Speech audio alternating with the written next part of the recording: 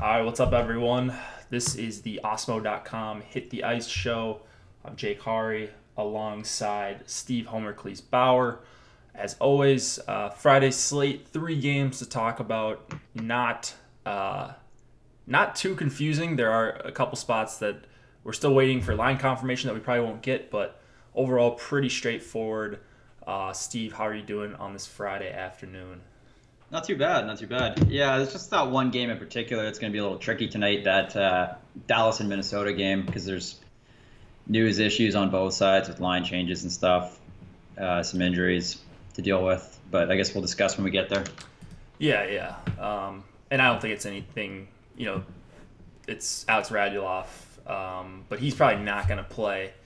And then Who knows what Minnesota's going to do with their lines. You probably know that Koivu line's going to stick together. And then it's the first and the third lines that there are some question marks about, with Matt Reed looking like he may get top line run with Stahl and Zucker.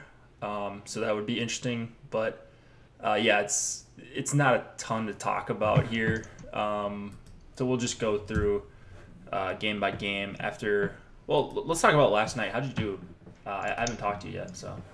It wasn't a great night. I kind of screwed up my CSV. I didn't get it in on time, or I kind of overwrote an older version. So I only had my dummy lineup in there. So I had 150 lineups of Columbus 1, which did okay, but I had them with Dubois and Atkins and Werenski that weren't great. So salvaged my night, luckily, but it wasn't it wasn't a proper night, I guess. Yeah. So I was lucky to escape pretty unscathed. How about yourself? I saw you up at the top of one of the contests for a while. I was up there in the 8.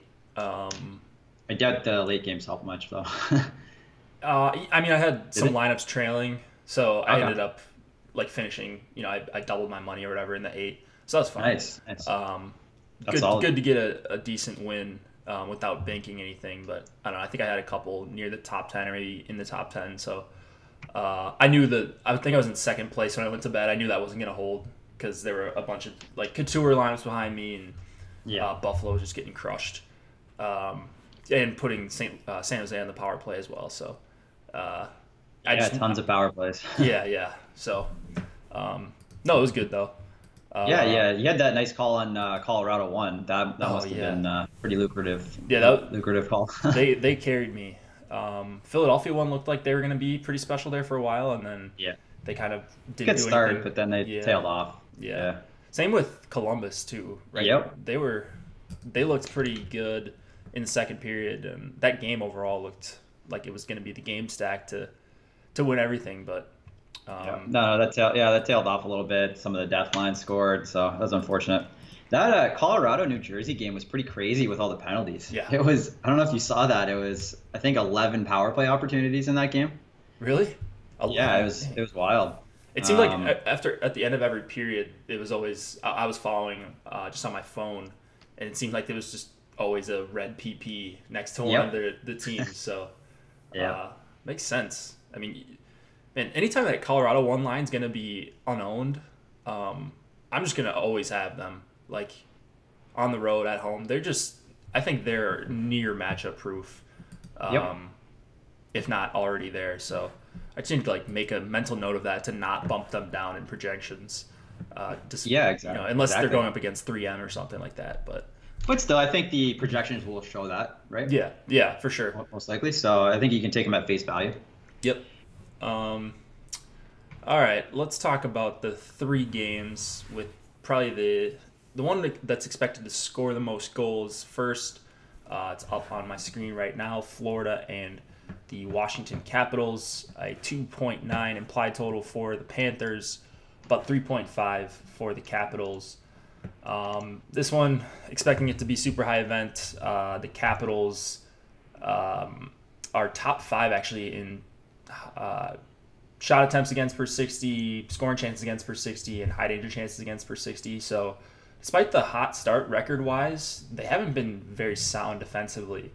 And then everyone's going to be on Ovi here. Ovi Kuznetsov, I think, is probably going to be the highest owned pairing of the night. But what's your read on this game overall? I like the top 6, but I think I lean towards Florida's side.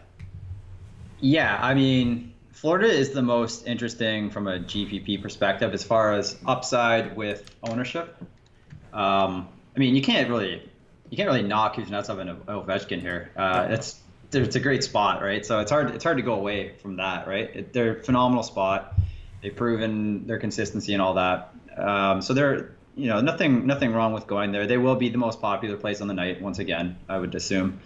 But yeah, Florida offers just as much upside with much lower ownership, I believe. I think those guys just like Barkov and Dadonov will still be popular, of course, but relatively speaking, on the 3-game slate, they should come in lower than Ovechkin and Kuznetsov. So very interested there. Yeah. So the top line I love for Florida, but even that second line with Sevier centering Trocheck and Huberdeau, I don't know why they have Trocheck playing wing and Sevier playing center. Do you know why they would do that? I'm not sure. Is that confirmed, fully accurate that he was centering? I mean, unless the beat writers or a beat writer was just writing it wrong, and just not in order. But yeah, it seems kind of weird. I mean, it doesn't matter for DK because Sevier is listed as a winger and Trocheck's a center. So yeah, and I think it's the same on FanDuel as well. So it shouldn't impact anything if you wanted to stack them. Yeah. I do recall them playing together in the past. Mm-hmm. I'm just super high event. I think it was a couple years ago. A couple years ago, yeah. Yeah. Sevier, Huberdeau, they even played together last year, 36 minutes. Yeah, very high event. High Corsi for, high Corsi against. Mm-hmm. And expected goals were more in their favor, though. Okay. That's good to know. And about a 2-to-1 clip. They were 2.8 to 4 expected goals for, and then 1.5 expected goals against last season. Nice. But I do recall in that alignment, I think Trocheck was still the center. Yeah, that's what I thought too. Yeah. I don't know. Interesting. It doesn't matter all that much to me right now for DFS. No, that shouldn't impact anything, I wouldn't think. As far as matchups go, so Washington is a team that likes to hard match. Last game, their last home game, they matched the Kuznetsov line with Zibanejad and Kreider. Yeah. And then the game before that was against Toronto. They matched the Kuznetsov line against Matthews. But that one's kind of iffy because you don't really know if they consider the Matthews line the top line or the Tavares line the top line. But then 3 games ago, they went up, Backstrom line went up against Vegas, one like you would expect. So, I mean, I don't know for sure. I would guess it's going to be Backstrom versus Barkov, but what's your read here? I mean, I think that's what it should be, but who knows what they're going to do exactly. So that does make it a little tricky, right? Because they are throwing a few curveballs here. It is a new coach, right? So it's not the same. It's not Barry Trotz again with the way he liked to do match backs from there. But it's very clear that the Kuznetsov line is the weakest defensively of the two. So it is a phenomenal matchup for whichever of the top 6 for Florida gets the Ovechkin line there. So you're right. It's just hard to tell how they're going to do it. Maybe you can assume Kuznetsov based on what they did the last 2 games. But I wouldn't go crazy there, playing one line over the other because you think they're going to get that matchup. Yeah, you're not going to know the matchup until a couple minutes before lock, and then if you're MMEing, it's going to be really tough to try to crunch 150 or whatever, or even like 20 lineups with that. I would say right off the bat, obviously Barkov, Dadonov is more appealing. They stay together on the top power play unit, right? Mm-hmm. And they've been doing the most of the scoring so far for them this year. Trocheck hasn't really got off yet, and his shot volume's down. I noticed. Well, at least like last game, he had no shots on goal, which is bizarre. Yeah, I think he hasn't had that game over 3 so far. Huh? That's weird. He's usually pop for me. Yeah, he's a big floor guy. Yeah. So that's interesting. I wonder if it has to do with playing with Hoffman early in the year. Hoffman had one big 6 shot on goal game in the opener, but other than that, not too much there. Huberdeau also hasn't been getting a lot of shot. Well, yeah, I did a couple 3 and 4 shot games. So okay. All right, then power play stacking here. I know Washington is super expensive on DraftKings, but they're a very viable power play stack. I don't know. You could go with like Dadonov, Barkov, and Trocheck if you're going for power play correlation with Yandel. I like that on the Florida side. But yeah, I just it's hard not to like all parts of this game. We didn't really talk about the Backstrom line. Do you like them in GPPs? I think they're a little bit overpriced for me. Yeah, I still like them. It's only a 3-game slate, right? It should be much lower owned than Ovechkin, Kuznetsov, so it's appealing there. If like the Florida lines, as we mentioned, one of them was very high event. I think the Barkov line is high event as well. So I'm not particularly worried about any matchups there. Yep. Yeah, they were the line that wasn't coming up for me. I would just assume I don't have them as a great value in my projections, but I'm going to bump them up a little bit because regardless of the matchup, it's going to be a good one for them as far as them in a soft defensive matchup. Yeah. As far as the Barkov line goes, they weren't giving up a ton of shot attempts. It wasn't a lot that way, but the expected goals was pretty bad. So you could say high danger scoring chances. They're maybe giving up a few too many of those. Yeah. All right, defenseman here, Yandel, Ekblad play together at even strength, and then Yandel's on that top power play, so hard to get away from him at 5,400 if you're stacking one of the top 2 Panthers lines. And then anything else for defenseman here besides John Carlson, or do you have interest in the third lines for either of these two teams? I think the third lines might be a little interesting. The Eller, Burakovsky, Conley line apparently looked pretty good last game, according to beat writers. I don't know, take that for what it's worth. Eye test that, but I'd say I would open up to third lines if you're playing multiple lineups tonight. Yep, I would open up the third lines on both teams here. Yeah, I mean it's too bad that Hoffman couldn't even get on that third line with McCann and Vetrano. That'd be pretty interesting for GPPs and super cheap. Vetrano, he had a 2-goal game sometime in the last week or so. Last game, I believe. Oh, yeah. Against the Philly game, I think. Yeah, and he is listed on the power play, so he's a guy that I would look at as a one-off or with like Ekblad if you're going with full Dallas 1 with Klingberg or something like that and you need a cheap 2-man. Vetrano's a guy that I would look to. And then, punt defenseman in this game, Pysyk or Petrovic, and then Kempny on the Capitals side for me, guys that I'll have exposure to. Yeah, I like that call. Goalies here, Reimer is just 6,900 on DraftKings, and then Holtby is 8,400, so quite the gap in between these two guys. Reimer's a guy that, like at that price, he could break the slate because he's probably going to see a bunch of shots, but so will Holtby, so I don't mind playing Holtby at 8,400 either. Even though he's probably overpriced as a 3-game slate. So you have to nail goalie to compete in GPPs tonight. Yeah, the goalie's going to be kind of tough tonight, I think. This is a bit of a trickier slate, but I kind of like the goalies in the other games a bit more than fair. This one. Yeah. That's fair. This one I really like for offense. I think game stacks are a great idea here if you can fit them in. Yep. I would agree with that. All right. Let's go to next game, Minnesota and Dallas. We have a 2.7 implied total for the Wild, 3.2 for the Stars. Some uncertainty with lines here. We got Devin Dubnyk going for Minnesota, Ben Bishop for Dallas. These two goalies both grading out pretty well for me.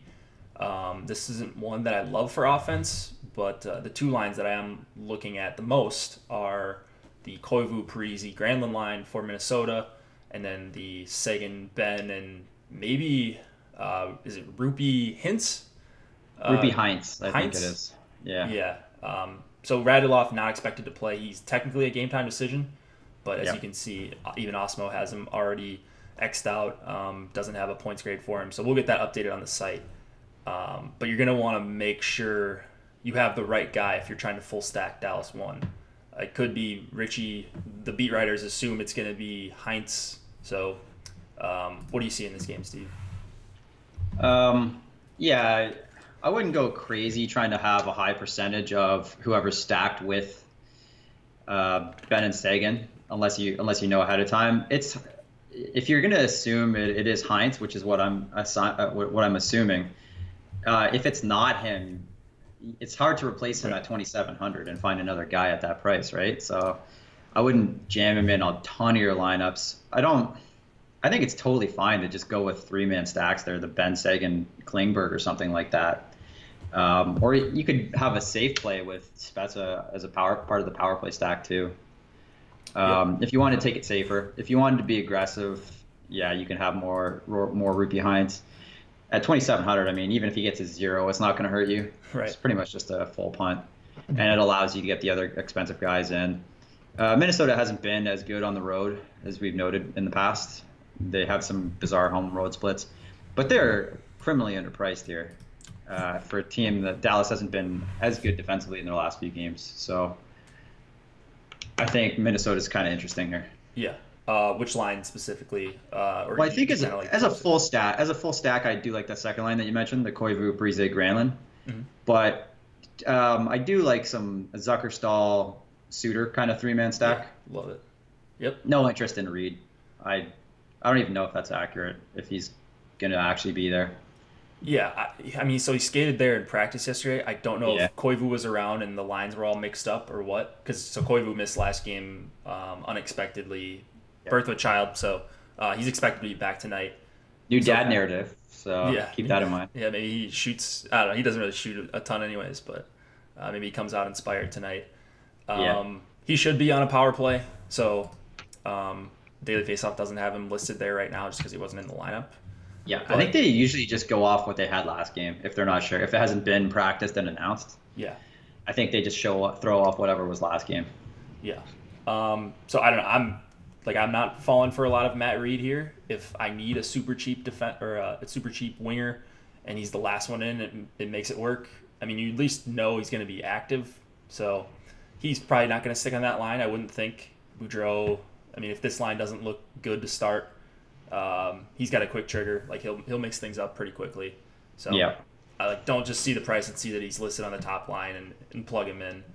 I think the other thing too, I think we saw the other day they had someone different expected with Stahl and Zucker, and then it ended up being Charlie Coyle or something last minute, I believe. So I mean, you can't really read into this. It was Greenway. Expected, right? Yeah, Greenway was expected. And then it ended up being Coyle last minute all of a sudden. Yeah. So you just don't know. Boudreau's one of those coaches that likes to mix things up mid-game, mid-shift, seemingly. So there is value into whoever's playing with those two, but I think they're perfectly fine just 2-man stack there, Stahl and Zucker. Yep. Zucker, he's creating a bunch of high danger chances. Yeah. So him and Stahl's been shooting like crazy. Yeah. Yep. So on DraftKings at what are they? 5,600 for Stahl. That's pretty solid. And then what was Zucker is 54. 54. So. Yeah, that's amazing for their volume and their high danger stuff. I think that's pretty solid. They definitely have better metrics in that regard than Parise, Koivu, and Granlund. Mm-hmm. But Parise, like those guys just seem to score somehow without the metrics to back it up. Yeah. So that's kind of interesting. Yep. Dallas's side here for the forwards. It looks like the Faxa line is going to be used as the shutdown line. Mm-hmm. And they have modified that slightly, though, right? Have they? I believe they got rid of Shore. Oh, you mean they? Yeah. They switched up the lines. Looking at what they got now: Faxa, Janmark, and Como. So I don't know if it's not quite the same shutdown line as it had been. Yeah. And they got Spezza in between Shore and Pitlick. And they wouldn't run Spezza out against... As a shutdown guy? No. Yeah. I wouldn't think so. So, do we have any... Faxa. Yeah, do we have any data on that? Faxa, Janmark with... Como didn't play on the team last year. Yeah, Como didn't play on the team, so I wouldn't think so. Huh. So it's hard to read. It's hard to read into there. I wouldn't be worried. Right. Honestly. Yeah, about Faxa, you mean? About a matchup, yeah. Right. I agree. So, but that Faxa line wasn't great. As it stood, they were giving up a bunch of high danger chances, scoring chances, all that stuff. They were sub 50% Corsi 4 rate to start the season. So, I was just going to note that it's not a shutdown line you should really be worried about anyways. Defense. I think they can shut down average or to below average top lines. But they struggle against the stars like the Leafs and stuff like that. They're coming in town. They can't compete with lines like that. For sure. Suter, you mentioned. I like Dumba. He's leading the Wild in shot attempts so far this season. He's only 4,600 and will probably come at about the same or lower ownership than Ryan Suter.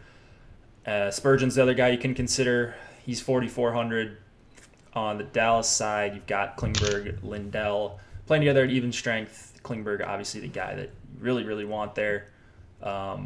He fits well with Sagan and Ben, so that's going to be a place a lot of people go to. Any interest in like Heiskanen or Lindell? Yeah, for sure. Yeah, I mean, I think the three defensemen I would play for Dallas, the only three I would include would be Klingberg, Heiskanen, and Lindell. I think Lindell's got the better floor, but Heiskanen has a bit more offensive upside, it looks like.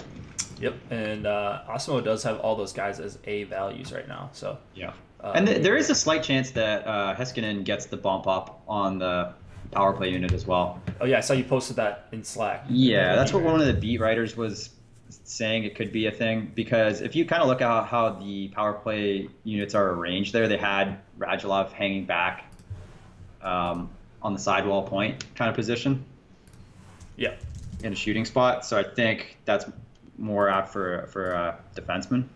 Okay. To move up, but you never know what they're going to do. Yeah, I'm thinking that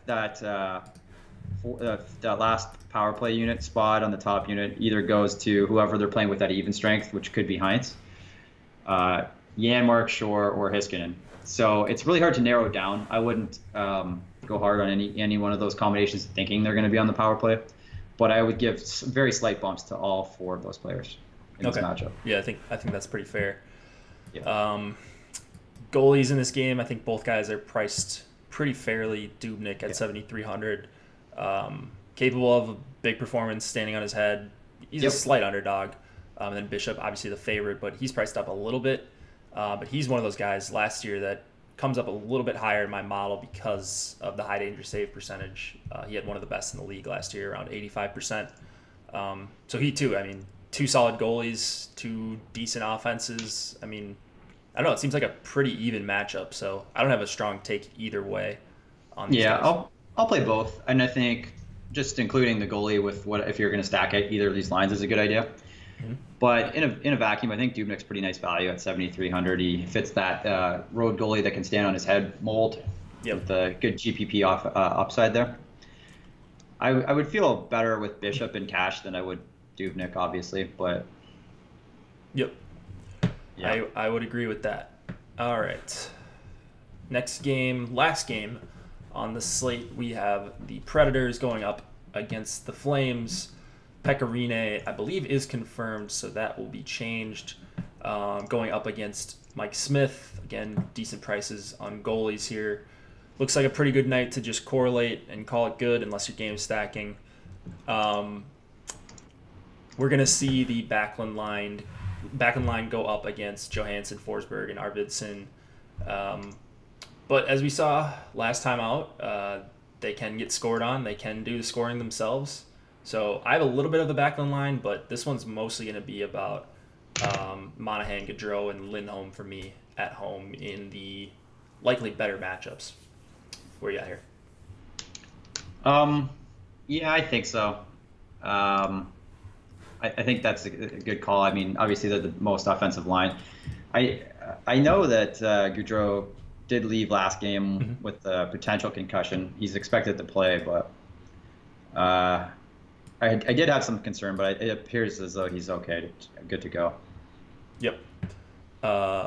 In general, I think this game is solid for power play matchups, given how many penalties each team's taking. And in the first matchup we saw in Nashville, it was the Flames power play that did the damage, and then Smith just kind of stood on his head. Yep. Power play stacking certainly viable here. So I mean that's why also I like the Calgary top line. They're all together at even strength, of course, and then the top power play with Mark Giordano, and he's only 4,900, oddly enough. So I don't know, that comes out as one of the best values on the slate for me. Because because Nashville has taken so many penalties, they were penalized the most, both at home and on the road last year. So they don't discriminate; they'll take penalties wherever. And then Calgary was also top 10 in time shorthanded last year. Do you like this Nashville second line, Turris Fjällsmith? I think they're definitely a reasonable play tonight because I don't think the Gaudreau-Monahan line is very good defensively. Yeah. So yeah, I think they're they have the best matchup on paper here. Yeah. And they're pretty cheap. Yeah, Gaudreau-Monahan been pretty bad even for their standards this season defensively. I don't know, anything else? Like, I feel like this one's just, like you said, so straightforward. This entire slate, really. Like, there's a handful of lines you can use in each game, and probably want to X off the rest of them. But do you like dipping down to the third lines, Bonino, or the Jankowski, Neal, Bennett trio? I'm not particularly interested in those lines. I think it's mainly the top six here in the power plays. Mm-hmm. They're the most interesting. That Jankowski, Neal, Bennett line was newly constructed. I'm just going to take a quick look at the Boston game here. They seem to have done pretty well against Boston. They had pretty good possession numbers. Okay. So I think they're reasonable enough. Boston really doesn't give up much defensively on those depth lines as far as shot share goes. So for them to win those battles is a good sign. Yep.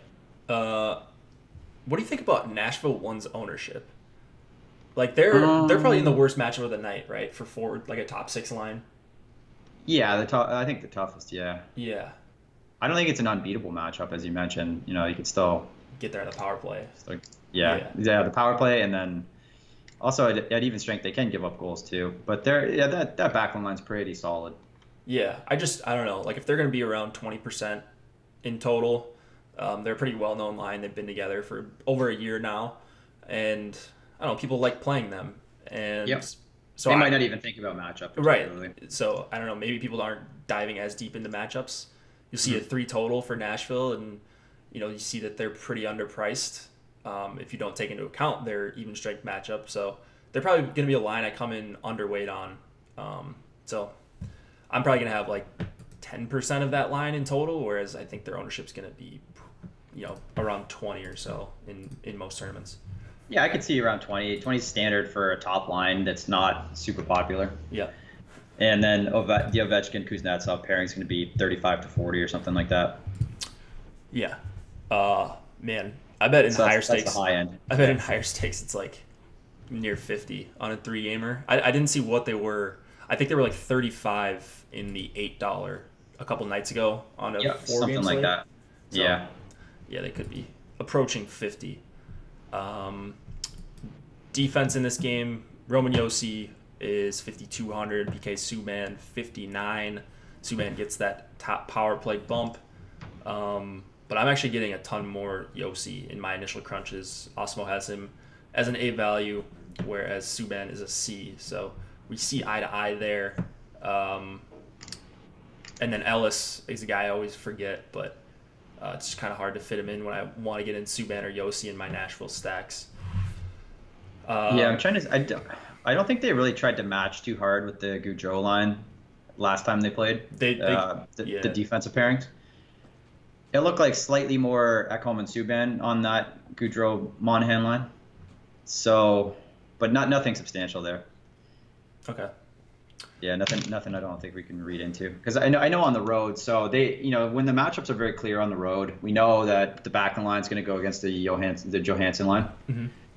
And then so that way they might decide, hey, we want our shutdown pairing then with our second line to go again because we know that's going to be the Gaudreau-Monahan matchup, something like that. So you can kind of get your road matchups that way with your defensemen. Yeah, but I don't see them trying to hard match in that case. But that's usually how I try to decide which defensive pairing is best when there's a situation like this where you have 3 or 4 good options on a team. Yeah, no, that's a really good point. Punting, are you punting with like Valimaki or? I think he's reasonable. Yeah. He's shooting it actually at a decent rate so far. I mean, really small sample for him, but he was a guy that's coming up a little bit. 25 on big minute price. Yeah, I'll take that. And so he's probably only going to play like 14 or 15 minutes, but 2,500, you could do a lot worse. I don't know. You can get a min salary player at any position tonight. It seems like. Yeah, You it's got pretty Reed appealing. and Heinz, so it's not gonna be too difficult to fit everything in. I mean, Um, I think Heiskanen is interesting at 3,400 as being a cheaper guy. yeah, Obviously, Valimaki if you need to go right down.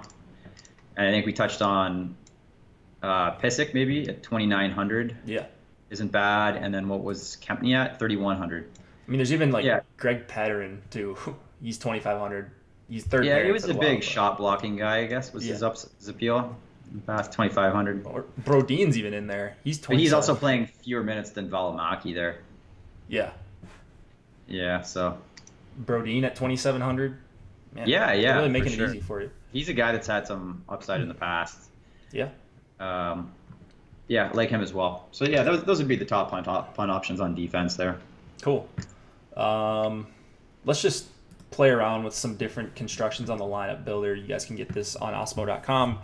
I'll mention the promo code Hit the Ice, free 7-day trial. When you use that promo code, gets you access to my projections, Osmo's rankings, this lineup builder, and then you can get Fantasy Cruncher as an add-on. You can become a premium member for the month or the year, and you get access to the Slack chat, which is super helpful. A lot of good, interesting conversation going on in there, and people sharing news and takes to some extent. So it's always a good time in the osmo.com Slack chat.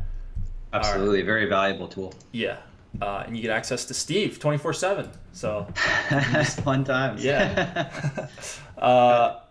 Customer support. All right, let's see. I've done some crunches, but I just want to see like how easy it is to get in Ovechkin and Kuznetsov, or how tough, I guess. Just running. I Like, mean, on DraftKings, there's a lot of underpriced guys. yeah, If like that Nashville too, they're really cheap. They're fine to put in there. Good from a matchup standpoint. I think Minnesota's very underpriced as well. yeah. You can really Those would probably be the two spots I'd hit up. Maybe Calgary too. Calgary too. Yep. I think you could fit with those guys. Let's see here. So we got Turris, Fiala, Smith with Ovechkin, Kuznetsov, Carlson. I guess we could just put in Chandler Stevenson. He had a 0 last time. Yeah, I wonder if people are somewhat soured on him. Can't possibly. Yeah, blame someone. his ownership was really low in relation to the other guys, so that was appealing to have for him not to be that owned in the stack. But yeah, the 0 kind of hurt. Yeah. But he played 15 minutes, so that's pretty good. Yeah, no problems with that. So yeah, it's pretty easy to get in. Ovechkin, Kuznetsov, Carlson, you got Turris, Fiala, Smith, and then Brodeen, Mike Smith in goal, and then Stevenson, the other winger. So just a 4-3-1 there, and it just fits like a glove. And you go with a near min salary defenseman. I guess you wouldn't want to play the goalie against the Nashville stack, so you probably want to play Pekka, who's perfectly priced. You could grab the Minnesota goalie, Dubnyk there, Yeah. 7,300. Oh yeah, if you can fit Pekka, yeah, Yeah, you can I fit like Pekka. that. Fits Yeah, perfectly. I prefer that. Um, He's probably my favorite goalie option tonight. throw in the Florida 1 line crunch. You want to mess around with some Florida 1? All right. Fiala line seems very cold. Yeah, tell me about it. Yep. Yeah, definitely cold. It's betting on what they've done in the past, really. Their career numbers have been pretty solid. And considering the pricing and the matchup, Yeah. recent results is never something I try to go too heavy on. I mean, I think you want to see the shot attempts up. That's kind of a predictor of future success. Yeah, absolutely. Let's see if we can fit in Dubnyk. So we could fit in a Florida 1 stack with the Washington 2, Carlson, and then you've got Dubnyk in there for the cheap goalie. Now we've got $2,600. Got a couple options. Can't get in Brodeen, but you can get in Valimaki. Yeah, for $2,500. Man, those mid-price defenders really make it work. Let's see if you can get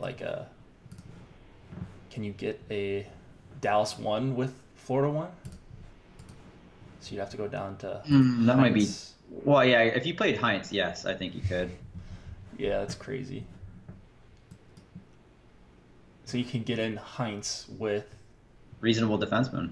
with Klingberg You and don't want Bishop. to change your goalies, of course, Yeah, but yeah. yeah. So I put in Bishop there, and Yeah, now 700. Then you still get 3,100 for defenseman, right? Yeah. yeah, that's wild. We saw a 3,100 guy. Who was it? Pissick, was it? Pissick? He's not Yeah. bad. Oh, I can. Florida won't. No, never mind. It wasn't. Kempney. Oh, Kempney there. Yeah, you can Perfect. go Kempney there. Yeah, and you don't violate the stack rules. Yeah, so we were talking before the show that maybe we want to go with like a 3-3-2 tonight, just because this is going to be super easy to fit in with optimizers if they have the correct lines in there, what we think are the correct lines with Heinz and Matt Reed. It's just going to be like every combination is going to be had, and then it's just so easy to fit in Klingberg and or Carlson, which are probably the two best plays for defensemen. So I don't know. I'd want to get different and like take out Heinz, take out Klingberg. If you're doing something like this, you got 8,400 left. Man, where would you go? 8,400 left, and you could go like Granlund. No, you want to do. Maybe you go with You could go Reimer in Reimer. net. You go with Reimer in net and get rid of Kempney there. Get You rid could of- save money that way. Get rid of Kempney. You could go. You could probably go Parisi with. And maybe you go, Heiskanen with Oh, yeah. Ben and Sagan, something like that. Heiskanen. All right, now we got a 30, yeah. 3 3,400. Yeah, now we got 46 per player. You could do Spurgeon and Granlund. You could do. Yeah, that's not bad. You could do Fiala and. Ooh, not Yossi. But you could do Fiala and Ellis. PP2 correlation there in the final game. Yeah, I like that. Yeah, so something like that. That's just going to be so much more unique than like 4-3-1. So I think you've talked me into the 3-3-2. I was planning on doing it, but after talking to you and seeing kind of how this looks with a line like Florida 1, Yeah. that just seems like it makes so much more sense in a large field tournament. So how do you feel about Calgary 2 and Washington 2? I'm not crazy about either one of those, actually. I think Calgary 2 is going to have their hands full with Ryan Johansson, Arvidsson, and Forsberg together. So they'll be on shutdown duty. They can get I'm it more done. interested in Washington too. Agreed. Yeah. Yeah, if I had to choose, it would be Washington 2. Probably going to be a pretty high event matchup there, whether they see Barkov or the Trocheck Sevier line. I know you're just Seaside. Wait, what is going on in chat here? I think Jason was asking, what do we think about if one of the sites added plus minus? Oh, And Mike was saying that they had already actually had that in the past. FanDuel used to did. do that. Yeah. It had plus minus. It was interesting. It definitely emphasized the stacking advantage, and that's kind of where I learned how to stack, was just through the plus minus thing. Empty net goals were crazy swings. yeah. Because you still get plus minus on empty netters, Yeah. even though it's not 5-on-5. So that really swung the games towards the end. Yeah, it was a big 4-pointer. You couldn't game stack. I mean, you could, but it would be. It's pretty risky if you game Yeah. stack. Yeah, you never wanted to play two lines that went against each other head to head. For sure. That was the other thing that got me into line matching, was learning that which lines are going to play against each other because of the plus minus. Yeah. I actually really liked. I actually liked that somewhat. A lot of people found it too crazy, too lucky. I mean, plus minus really isn't a good stat for hockey, but I thought it was an interesting variable. I did too. I mean, I don't know why they would get rid of that, and they added blocks, and basically just became DraftKings, but a worse version of them. So, yeah. I don't know. Yeah, plus minus was brutal for empty nets. Yeah. I mean, I think it was a lot less predictable, plus minus. See if there's any other questions in here. Yeah. No love for Mike Smith. I mean, yeah, Mike Smith at home. He just stood on his head in the last matchup with the two guys. I think he's totally fine. With only 6 goalies on the slate, I don't really have any strong preferences other than I prefer goalies in the later 2 games. I'm not super interested in either Holtby or Reimer in particular. Yeah. So I think any of the other 4 goalies are very viable tonight. I think, I don't know, like Dubnyk sticks out as a really good value, but it's goalie. Like anything can happen. Like it's just such a random position where I just feel more comfortable correlating. So if my goalie gets crushed, then probably my skaters are going to get crushed anyway. So it's just not going to be they're not going to do all that much. So playing a bunch of lineups tonight, and that's what I plan on doing, then I would rather just correlate, especially if I'm going 3-3-2. Carlson or Klingberg if you had to choose one? I mean, Carlson for sure, but ownership. If you're worried about ownership there, maybe if the rest of your lineup's kind of chalky, then Klingberg's a bit more interesting. But I definitely have a higher expectation for Carlson here. Yeah, agreed. Carlson, he's wait, where are they at as far as price? Yeah, 6,800, and then I don't think they're is quite 57. close. Yeah. So. Unless maybe he's referencing FanDuel or something. And the Wild penalty kill, especially, like they were bad at even strength on the road last year, but their penalty kill was also really bad too. So yeah, I mean, so on FanDuel they're the same. They're pretty much the same price. Carlson's 100 cheaper, so I mean I think Carlson would be way more popular there. So Klingberg has more of a contrarian appeal there, just from ownership. But Carlson's the much better value on FanDuel. Yeah. I think Radulov being out is going to hurt that power play as well. Yeah. I mean, it definitely can't help. He's a pivotal part of that power I mean, play. on one hand, you see, some people have the mindset of, okay, well, if Radulov's not out there shooting or doing whatever, then more goes towards Klingberg. But I don't really think so. I think you definitely want to stack up those power plays. Yeah, for sure. Minnesota 3 question. We didn't really talk about that much, but it could get switched around, but right now it looks like it's going to be Coyle, Niederreiter, and Jordan Greenway. That's a pretty big line. Not one I would expect to do a ton of scoring, but they're all listed on a power play right now. So I think you could do worse than Minnesota 3. I think if I'm going I think the lack of power play correlation kind of hurts a little bit, but I think they're fine. Yeah, I mean, I'd rather go to a guy like Vetrano and try to get another multi-point performance out of him. I think he's much more likely to do that than a guy like I could see the Wild Stars game being the slowest paced of these 3. So they're more of a grinded out line. They're not super dynamic playmaking line, I don't think. But that said, like they're gonna be 2% owned, 3% owned in large field stuff. So feel good about them. I think if you're looking for low ownership tonight, it would probably you're gonna get it out of third lines. They're rarely popular in any scenario. So if you're big on any, my favorite third line would probably be the Washington third line. Yeah, I mean we've seen it with them. Something like that. They a couple years ago when Washington had a really good regular season, they would get extended run. I know it's a different coach now, but they would get super extended run when they got up big too. Like if it was a 2-3 goal lead, they were out there playing like seemingly half the third period. I remember that being so tilted. Did you know that? Oh, okay. That's not a real question.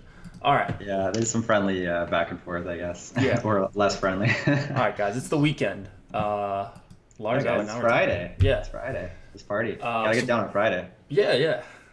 Rebecca Black once said. So, promo code Hit the Ice. Free 7-day trial to Osmo.com NHL Premium. Try out my projections. Try out Osmo's rankings. The lineup builder that's on the screen. I mean, become a member for the season. You get in the premium chat, the Slack chat. It's a very good time. Everybody raves about it. But yeah, that's really all I have. Enjoy your weekend, guys. We've got a pretty big slate tomorrow, so I'll have projections up. Homer Cleese will be in the Slack chat, I'm sure. So should be a good weekend. Steve, you can close it out here. Yeah, 3-game slate tonight, so it's pretty much everyone's in play. It's hard to find a bad play tonight. Just got to be try to be a little unique here, and hope everyone has a good night and a great weekend. All right. Cheers, guys.